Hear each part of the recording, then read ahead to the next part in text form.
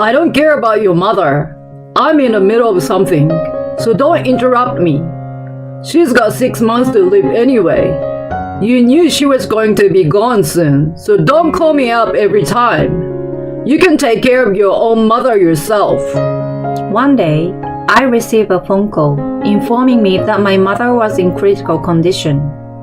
When I rushed to call my husband, he spat out cold words at me, as if he had no regard for human life. I sat there in a daze with the phone in my hand, thinking about my mother.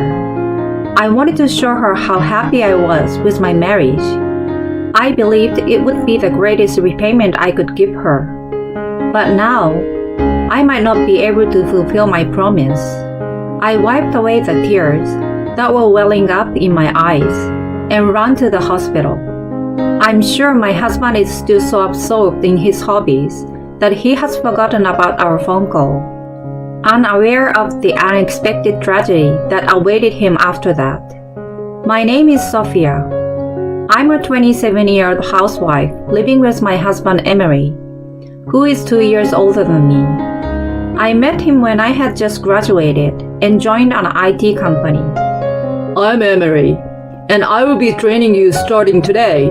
Nice to meet you. Nice to meet you too. Emery became my immediate senior. He was fast at his work and was admired as an elite within the company. He also had many hobbies, such as karaoke, bowling, darts, and baseball, and always seems to enjoy talking about his private life. Emery was the kind of person I admired and adored. When I was 26 and he was 28, we started dating. And after 3 months of dating, we decided to get married. There is a big reason why we got married in such a short period of time. It is because my mother was sick in the hospital. My mother was unmarried when she gave birth to me, and she raised me all by herself. However, she had a chronic illness that often caused her to have breathing problems and nausea. I did my best to support her during those times, and we lived together so I could help her out. Then one day, my mother's chronic illness rapidly worsened, and she was finally told that she had only 6 months to live. She was so shocked that she could not stop crying. But when I told her about our marriage, she said, "Sophia, congratulations! Please live happily for me." She congratulated me with a big smile on her face. As a last act of filial piety, I could perform as a daughter. I vowed to raise a happy family with my husband. When I got married, I quit my job and became a full-time housewife. I struggled with housework I was not accustomed to, but I was doing my best for my husband, who was working hard. Then one day, my husband came home from work and said to me, I've got a new hobby. "What's this new hobby of yours?" Fishing. A friend of mine invited me to try it, and I'm totally hooked. Husband is overjoyed to have found a new hobby, fishing. However, his addiction to fishing was clearly unusual compared to his other hobbies. Whenever my husband had a day off from work, he would go to the beach with his friends. At first, I was happy that he seems to be enjoying himself. But the more times he went, the more expensive the fishing rods and lures he bought out. My husband even said, I've chartered a fishing boat. I was taken aback when he said this. "You've been spending too much money on fishing lately, haven't you? That's why you don't give me much money for living. It's fine to have fun, but for the sake of the family budget, why don't you moderate your spending?" I was worried that our finances were getting tighter and asked my husband to be mindful of it. But my husband, with a nonchalant look on his face, says to me, It's my hard-earned money. What's wrong with spending it on what I want to do? Why don't you just make it work for you? I can't hide my surprise at the fact that he leaves everything about our life to me. Then, my husband tells me a fact I never expected. I've told my mother that the food you make is lousy. Learn from my mother, a senior housewife, and cook properly from now on. Unbeknownst to me, my husband had been complaining to my mother-in-law. Since her husband passed away a few years ago, she has been living alone in a house some distance away from us. My husband was worried about her, so he went to check on her from time to time, and he told her how stressed out he was about me. After that, my mother-in-law visited our house often and started blaming me. Both my husband and my mother-in-law treat me coldly, and I always felt helpless.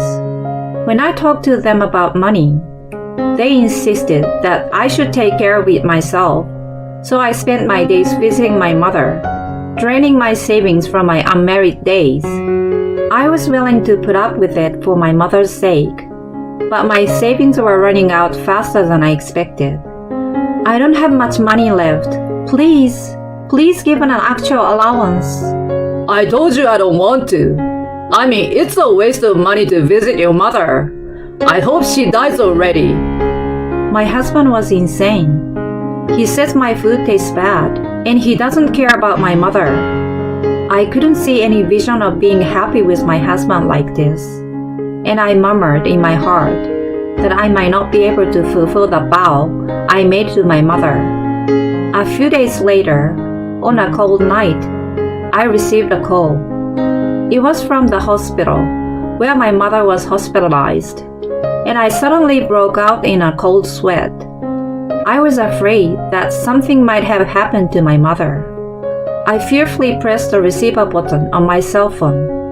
Your mother has been rushed to the emergency room and is in critical condition. I heard the doctor's voice. Okay, I'm on my way. With that, I hung up the phone and immediately called my husband. Hello? I'm in the middle of something.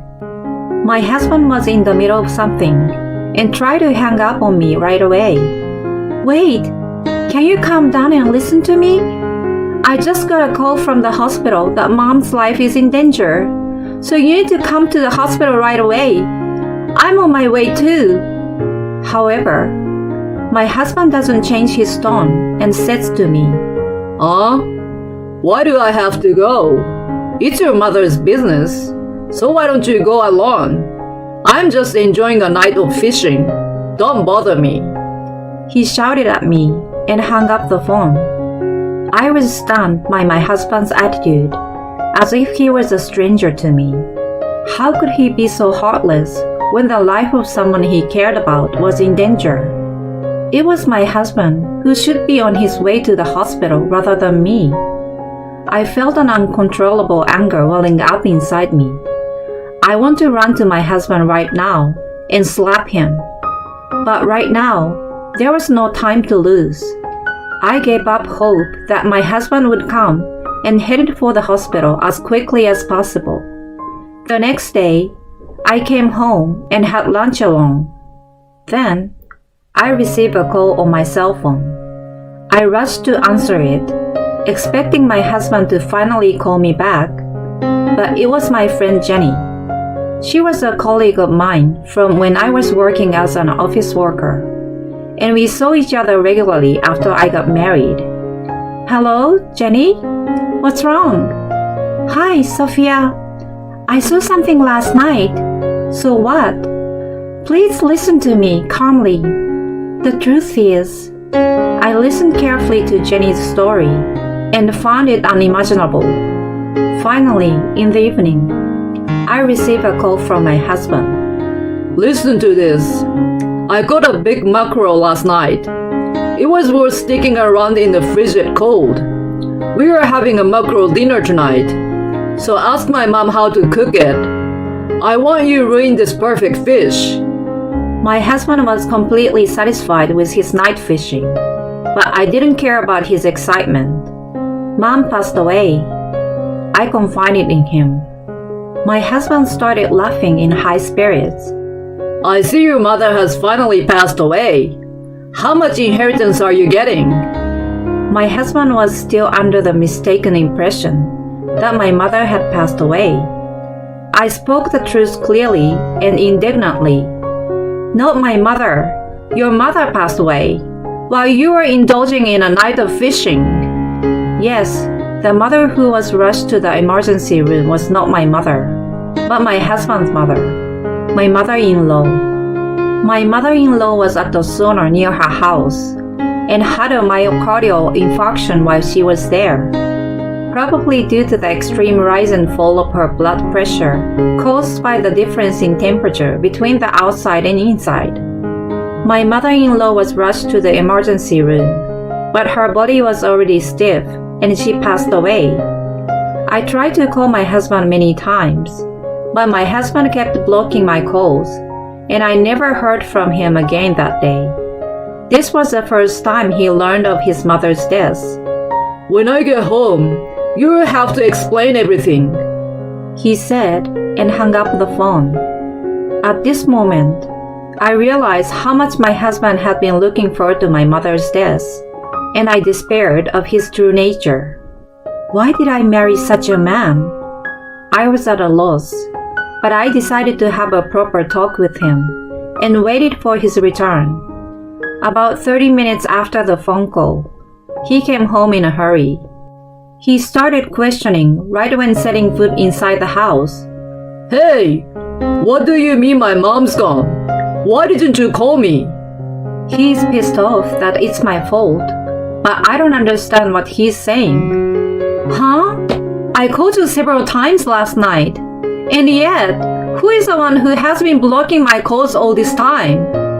I said somewhat agitatedly, but my husband said, You're the one who talked about her in a confusing way.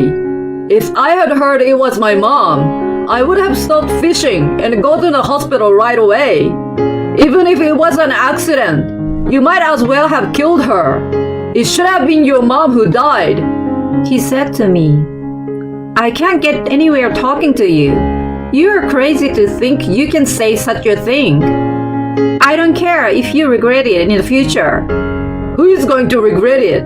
Your mother will be going to the other side in the near future. When that happens, give me all of your inheritance as compensation for this. I finally told him to leave me alone and locked myself in my room. 3 days later, my mother-in-law's funeral was held. In addition to my husband and myself, my husband's relatives and co-workers came to pay their respects. I heard that it was so sudden that you couldn't see her at her end. I was so sorry to hear that. Yes, it was a huge shock to me. My husband would make a sad face when the mourners sympathized with him, but he scowled towards me. Then my husband began the eulogy, but I wanted to cover my ears. I was stuck at work that night my mother died. I got a call from my wife, and I managed to get a break from work and try to answer it. But she stopped calling after about 2-3 attempts. If only she had kept in touch with me until I picked up the phone.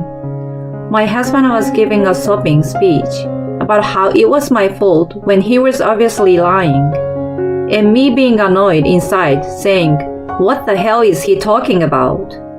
The mourners who didn't know the truth started giving me the cold shoulder, and I heard one of the relatives say, "That girl is not a good wife to make her husband so sad like this."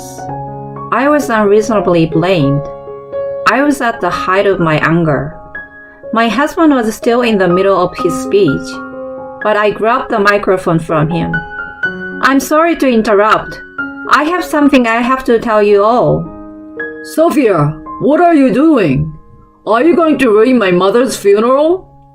I'm going to tell the truth, and you're going to shut up and listen. What? The truth? I shook off my husband's protest and played the voice recorder I was holding. I had secretly recorded my conversation with my husband when he returned from fishing. I had recorded my repeated attempts to contact him, his refusal to accept my phone calls, and his desire for my mother's inheritance. Everyone stared in shock as my husband's true nature came to light. When exposed to the conclusive evidence, my husband did not know what to do. I thought there was no way to get away with this, but he stubbornly resisted. If you thought you couldn't get through, why didn't you call my office? There is no way I could use my cell phone while I was at work. There was no evidence on the voice recorder that my husband had gone fishing at night. But I still had one important fact. You were never working in the first place. Take a look at this video. I took out my phone and showed him a video. It was a video of him enjoying a fishing date with a young woman at an offshore fishing pond. Recording without permission? Who did this? My husband suspected me at first, but I told him I was home all that night, so it wasn't me. Then, one of the mourners stands up and says, "It was me." That mourner was Jenny. She had called me earlier to tell me that she had seen something, and it was the scene of my husband's affair. At first, I doubted my eyes, but no matter how many times I looked, all I could see was Emery on a date with a young woman. So I couldn't help but take a video of it and send it to Sophia. When Jenny sent me this video, I was shocked. While his mother was in the emergency room, her son was cheating on his wife without a care in the world. I can't help but feel sorry for his mother, that she won't get to see him before dying because of it. When the evidence of the affair was revealed, my husband finally lost his words and collapsed to his knees. He cried out to me, "Please forgive me." Then I replied, "I don't want to be with a scumbag who mistreated my mother and his own mother's life." I said firmly. The funeral was messy, but somehow it ended. I demanded a divorce from my husband, and he complied without a single complaint. My ex-husband had no savings at all, not only because he spent a lot of money on fishing equipment, but also because he had an affair with a woman. He barely had enough money from his mother's inheritance to pay me alimony, and it was a shameful sight to see an old man trying to rely on his parents' money. In addition, since people from my ex-husband's company attended the funeral, he had gained a bad reputation within the company and was completely isolated. Although he had always been an elite man who could do a good job, his career path was cut off due to his numerous misdeeds, and he was finally forced to resign from his job. When I went to visit my mother, I told her about the divorce. I couldn't be happy with that man. "I'm so sorry I couldn't fulfill my promise." I apologized to my mother with tears in my eyes. She took my hand in hers and said, "You have nothing to apologize for. I don't want you to be happy with someone who can't take care of you. I hope you will meet a man you can truly love. I will be watching over you from heaven to make sure you both are happy."